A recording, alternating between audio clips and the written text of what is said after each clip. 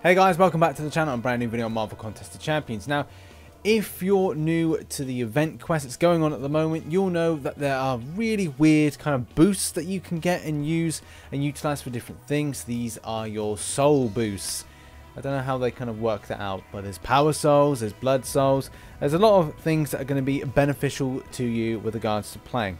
Similar to all the standard boosts, as we can see here, they have individual things which make them a little bit kind of different to most of them. One kind of like thing to kind of mention is, as you can see on the timer, it's 15 minutes per usage. And these really are going to help you just to kind of catapult yourself through difficult content with regards to heroic if you're finding heroic difficult, and also masked if you're finding masked a little bit difficult, or if you want a more of a kind of an easy ride through, then there's no harm in using them because, well, they're going to expire, so it's important to kind of just use them in any case.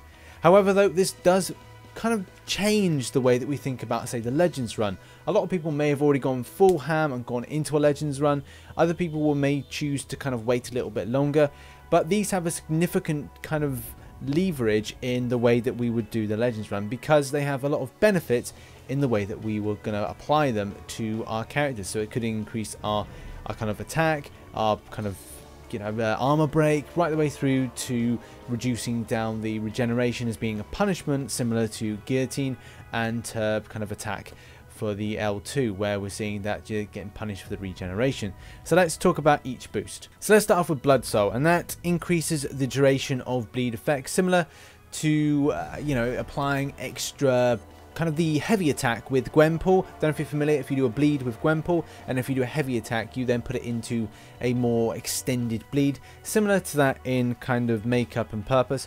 I would say that if you want to kind of put some extra duration on, this could be great for Gwenpool. I know I keep mentioning Gwenpool, but this would be incredibly beneficial for her as a character. There are other champions that this would benefit from, even you know, an L2 extension on Captain America, World War II, that would be an option. But there are several characters that bleed in any case, Black Panther, things that could be really helpful for increasing the bleed for your champions. But I know top one's going to be Gwenpool for that. Next up, we've got Fierce Soul. I really love this one. This is probably my favourite one, where you get to health, still you get fury, and armor come up.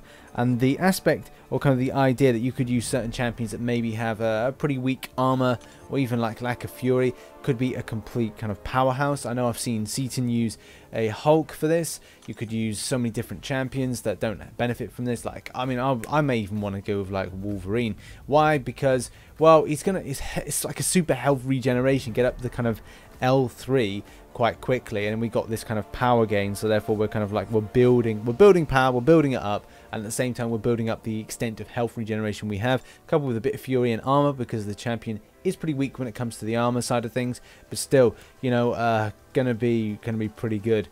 Yeah, I think as well, stackable with things like Captain Marvel, and the way that she can kind of like gain up power. And that's, I'm really talking from my roster's perspective. There are various and different champions that could benefit from having a Fierce Soul boost. The Power Soul boost is pretty kind of unique and also quite fun, because if you consider a lot of champions that maybe have kind of thresholds for reaching power bars and then getting something off their ability, that's pretty cool. Especially like champions like Hyperion, that helps out with, like, there's loads of power gain with that. We then got champions like well, we got Vision. A lot of people may have 4-star Vision, but obviously a lot of people maybe have, I'd say 3-star Vision. Yeah, a lot of people have that. But champions that say will then get up, see that champion synthesized, and then it's going to be pretty good. Yeah, certain champions as well that kind of Wolverine, Captain Marvel. There's loads where you kind of like build up a power bar, and then that means that things are a lot better with regards to maybe attack, maybe regeneration, things like that. It's all pretty cool. So yeah, I'm going to use that one, I think, quite regular. I think it's going to be quite nice to have a power bar just very quickly, especially because if you consider champions as well, like Psylocke and also like Magic, because you can get to L2s and L1s a lot quicker, well, L1s and then L2s a lot quicker, and it means that you'll be able to kind of like apply power locks. So that's getting in quickly. Obviously we've got no all or nothing, so it's nice to kind of go, yes, that we can do that. So yeah, okay, pretty darn decent boost. So where the Fierce Soul boost starts, the Relentless Soul boost ends. So this is for when you're low on your health, and at the point you're low on your health, you get to summon this soul, and this soul means that you'll be able to get the fury, the armor, and the health still. So that's going to be incredibly handy just to have in your kind of kit if you're feeling worried about a very difficult boss or difficult content. Obviously, if you're doing a Legends run, again, you're going to have to reapply this stuff quite frequently. It's 15 minutes. So I've got a tip at the end we'll just kind of share with regards to Legends run and this. But finally, there is the Shattered Soul boost. The soul boost will increase the effectiveness of your armor break. Obviously, a lot of champions that have armor break within their kind of signature ability and kind of like stuff and the way they kind of operate. You know, I'm talking Medusa, I'm talking Thor. It's going to make that these champions are going to be like a little bit better for kind of using against these modes, either heroic or master. It's going to be pretty fun. So I'm quite kind of looking forward to using this, as well as I just missed it, nearly missed it. Spectre Soul boost. And Spectre Soul boost, this is the one that's sort of similar to Guillotine. In the fact that it's punishing off the regeneration, so it basically means we'll reverse your opponent's healing effects, and obviously all these buffs and only be able to use in the special event for this month with Mephisto. So yeah, a great set of boosts, like that last one, like that kind of guillotine kind of built-in aspect, especially if it's going to be stackable. I'm not sure, I've not tested it out. I wonder if it will be stackable with that if you're going up against certain bosses or certain champions that do regeneration. So yeah, quite excited to use them. But here's the kind of the top tip with this. So if you're thinking about doing Legends run, I have done a Legends run guide. It kind of gives you a few pointers. Obviously, a lot of things will kind of change when it comes to doing this event. Why? Because these boosts will affect a lot of time scores based on kind of application, because it does mean that you may be able to be a little bit better with that if you're using the 5-star rank 4s. Obviously, it is recommended to do a Legends run with 5-star rank 4s. So what you should do is do beginner and do normal first. Why? Because you're going to get souls, and the more souls that you get is the more boosts that you're able to purchase. If you sell your summoner soul, and if you're not familiar, we'll just load that up. It's in the inventory under your items, and it should be right at the bottom. It's this here. A lot of people will kind of wonder what this is. Summoner soul is basically just it's a title. You get a receipt for your soul.